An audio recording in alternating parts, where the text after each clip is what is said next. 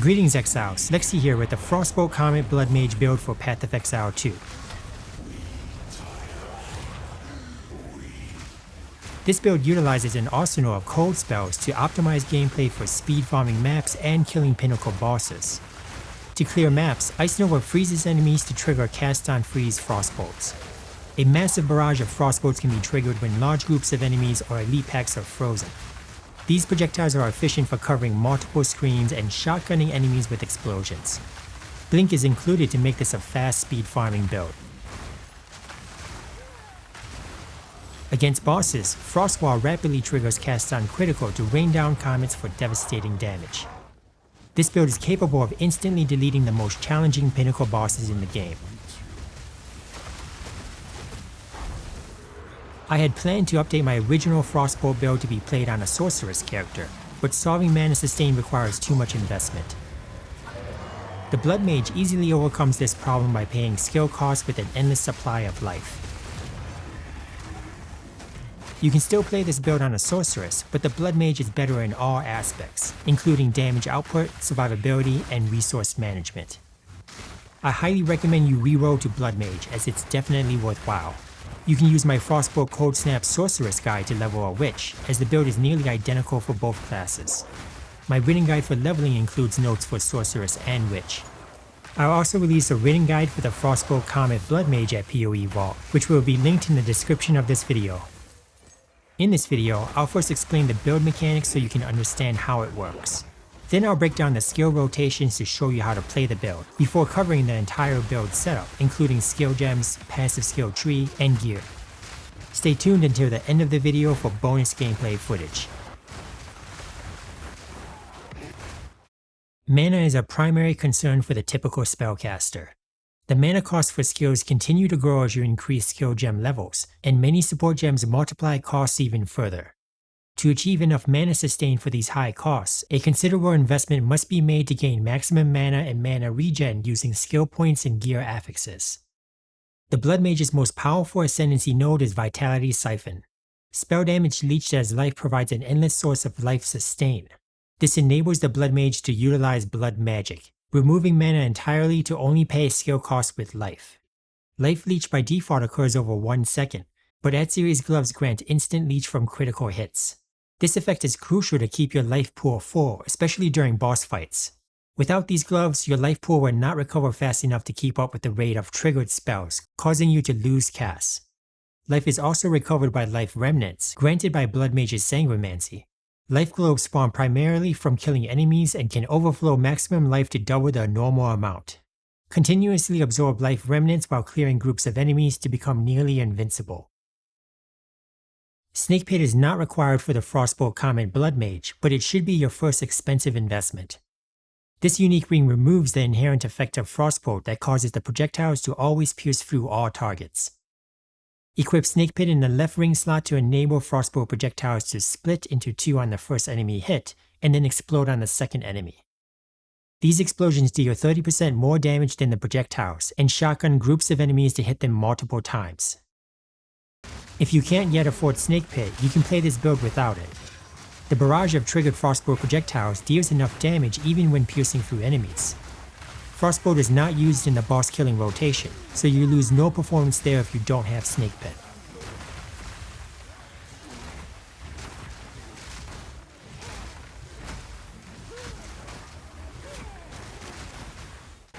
Let's break down the skill rotations to clear enemies in maps and kill pinnacle bosses for the Frostbolt Comet Blood Mage. The gameplay for mapping is simple, featuring a one-button playstyle. Most of the time, you only need to cast Ice Nova on groups of enemies to freeze them from range. Freezing enemies automatically triggers Frostbolts from cast on freeze to cover the area in explosive damage. Remember to run towards enemies as they die to pick up life remnants for sustain. If you need more damage output against tough elites, cast Frostwall on top of them for additional explosions.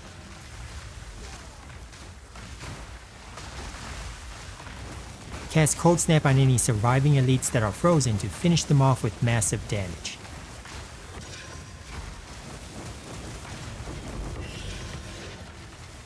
Against bosses, utilize a skill rotation optimized for burst damage to kill them instantly. Buffs can be precast before a boss spawns. Cast Sigil of Power from a Chiming Staff equipped in Weapon Set 2 to prepare the damage buff. Place a Hypothermia Curse supported by Cursed Ground to reduce the enemy's cold resistance. Cast Frostwall on top of the target to set the trap. Cast Frostbomb with a timing to explode when the boss appears. Once the boss spawns, its cold resistance is immediately lowered by Hypothermia and cold exposure applied by Frostbomb. Any ice crystals from Frostwall that come into contact with the boss will explode and start triggering comets from cast on critical. Spam additional Frostwalls while comets are landing to continue the chain. Let's cover the skill gems setup for the Frostbolt Comet Blood Mage.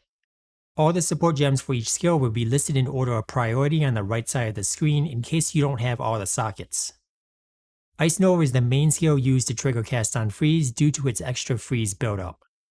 When selecting support gems, keep in mind that you need to take into consideration their cost multipliers. Considered Casting is the only support gem with the cost multiplier socketed into Ice Nova. For a level 28 Ice Nova, this already brings the life cost over 800. Increasing the life cost of Ice Nova any further can make life difficult to sustain while mapping. If you don't yet have a high life pool, you can use a lower level skill gem to reduce the life cost, as you only need Ice Nova to hit hard enough to freeze enemies. Astral Projection enables Ice Nova to be used at range. Ambush doubles the critical hit chance of Ice Nova against enemies that are at full life. When starting the build, aim for at least 50% crit chance to guarantee critting the first hit. Arcane Tempo and Mobility make the gameplay smoother. Ice Nova triggers cast on freeze Frostbolts to clear groups of enemies. Scattershot fires free projectiles in a spread for more coverage. Multiple casts of Frostbolts can be triggered rapidly when freezing groups of enemies, so Inspiration reduces the life cost for better sustain. Deliberation grants more damage without adding to life costs. More projectile speed from Acceleration helps clear maps faster. Blink is the second persistent buff activated to speed farm through maps. Ingenuity allows you to blink more often.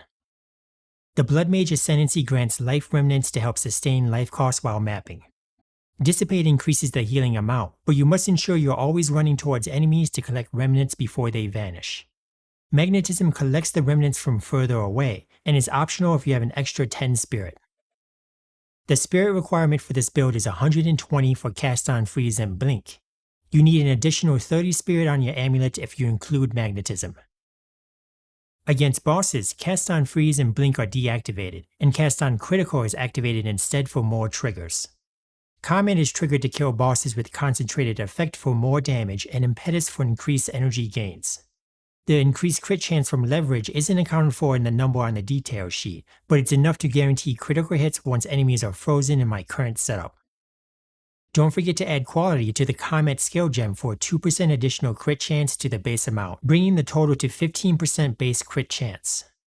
During the skill swap, you can also move Inspiration to cast on critical to reduce the high life cost of Comet. With a starter setup, I was automating the spirit gem swaps by setting blink and cast on freeze to only be used with weapon set 1, and setting cast on critical to weapon set 2. This setup makes it easier to swap from clearing groups of enemies to killing map bosses by swapping weapons. To fight bosses in weapon set 2, a chiming staff with high damage stats is needed. I stopped using the automated setup once I obtained Rathpith, because weapon set 1 becomes more optimal for both clearing and bossing. My wand and Rathpith combo deals twice as much damage as the chiming staff. So the options for bossing are either to automate the persistent buffs and switch to a chiming staff with high damage stats, or manually swap active buffs and use a chiming staff to only cast Sigil of Power before swapping back to weapon set 1. However, if you have a powerful enough character, you can just kill map bosses with frost walls in the mapping setup.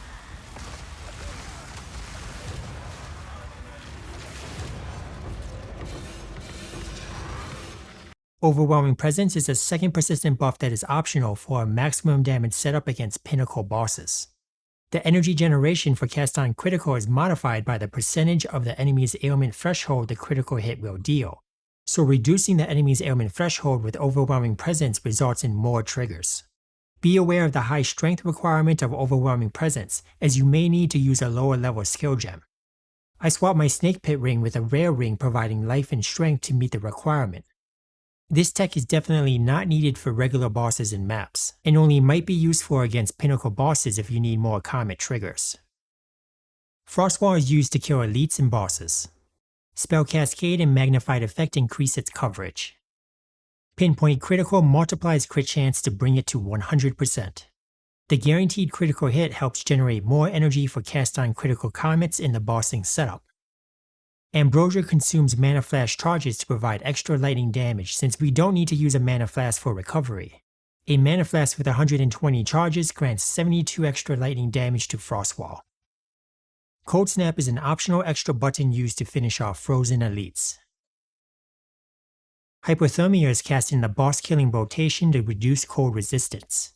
Cursed Ground allows it to be precast before a boss spawns. Frost Bomb is also cast against bosses to apply cold exposure. Strip Away support and 20% skill gem quality provide 40% increased effective cold exposure. The final buff for bossing is Sigil of Power, unlocked by equipping a Chiming Staff in Weapon Set 2. Sigil of Power states that stages are granted by spending mana, but life costs still work with it.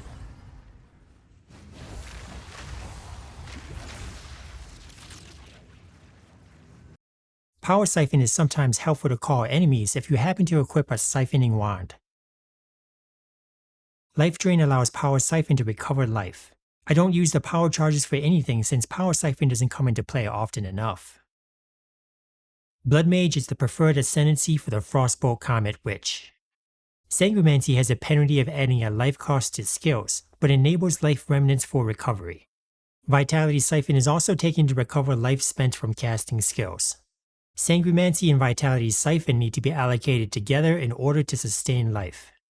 Grasping Wounds delays 25% of the damage taken to life, significantly improving survivability against getting one shot. Crimson Power grants life equal to the energy shield on your equipped body armor, which in my case is worth almost 1300 life. The nodes on the left side, Gore Spike and Sunder the Flesh, might seem tempting to increase damage output. After stacking enough critical damage bonus elsewhere, Gore Spike only provides about a 10% increase in overall damage. Sunder the Flesh is more beneficial for Frostbolt because it starts with a 12% base crit and increases its total crit chance by 25%. For Comet, Sunder the Flesh only provides 13% more crits. I found the survivability gained from the nodes on the right to be much more helpful. The extra life also allows for more Frostbolt and Comet triggers.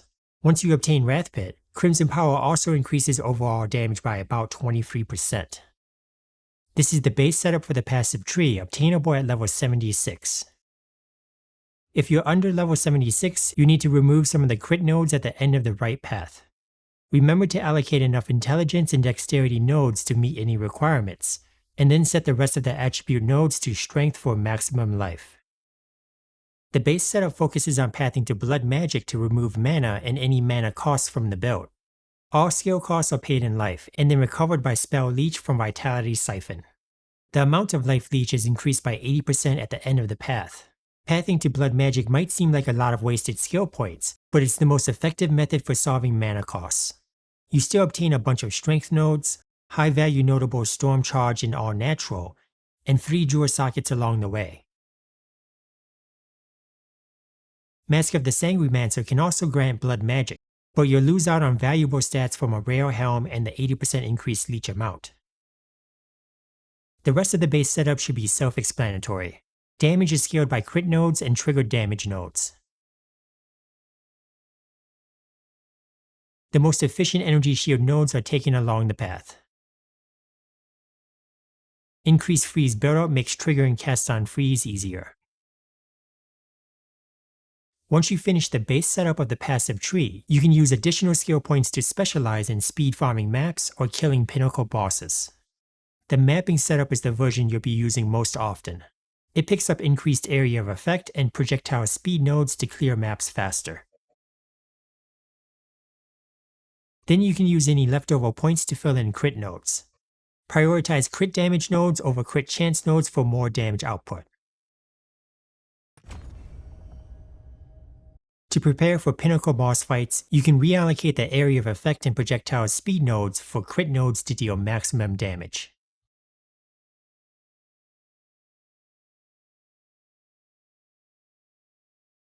Switching these nodes brings my critical damage bonus to plus 502%. If you're using the second weapon set to fight bosses, you can use weapon set points to swap between the mapping and pinnacle bossing setups. Moving on to drawers, you can use a Prism of Belief to increase the level of Comet. I'm using a +2 drawer since it's much more affordable than a +3. The rest of the drawers should prioritize critical damage bonus, and then critical hit chance or critical hit chance for spells, as they're the same thing in this build.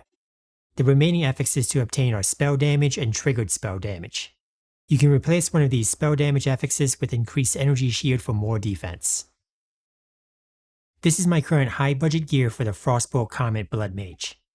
Before you write a comment about this build being too expensive, let me explain the priority of affixes and how to search for cheap items to get started. Snakepit is not required for this build, but highly recommended as your first big purchase. Ensure you equip Snakepit in a left ring slot to cause Frostbolt projectiles to fork and explode. If you don't yet have Snakepit, you can still play the build with 2 rare rings and have Frostbolt pierce through enemies instead. The wand and the focus are the most important slots to increase damage output. Ideally, you want +5 to cold spell skills on your wand, but you can find much cheaper wands if you search for +4. Then prioritize extra cold damage, crit damage, and crit chance. Extra damage has more value than increased damage due to the high amount of additive increased damage already stacked in this build, especially after obtaining Rathpith. I prefer the Siphoning Wand base for access to Power Siphon for calling enemies, but it isn't mandatory. Rathpith Globe is best in slot for an offhand, but you can use a rare focus if you can't yet afford it. On a rare focus, prioritize all spell levels, spell or cold damage, and crit affixes. The final unique item I have equipped is very cheap, but highly effective in this build. Adziri's gloves grant instant leech from critical hits to instantly refill your life pool to continue triggering spells. This effect is necessary to keep comets raining down in boss fights. Without the instant leech, your life pool will bottom out and cause you to lose comet triggers. A second socket can be granted by corruption for another 2% life soul core. For the body armor, focus on getting the highest energy shield value that you can afford. A body armor with around 600 to 700 energy shield can be fairly inexpensive. Crimson Power enables the energy shield on the body armor to also provide maximum life. The rest of the gear consists of rare items focusing on maximum life and capping resistances as the most essential affixes. The helm and the boots are energy shield bases that can provide a decent amount of energy shield. If you're on a budget, you can get a helm with just life and resistances.